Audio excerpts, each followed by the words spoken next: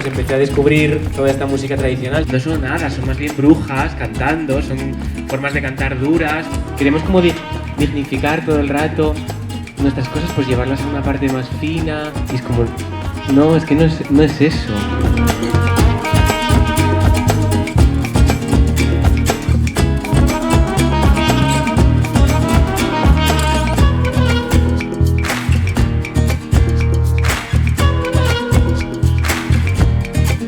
En vez de venir a cantarte debajo de tu balcón, te mandan un mensaje de mierda que pone hola, sin vocales en medio. O le ponemos poesía al mundo o le ponemos fecha y hora.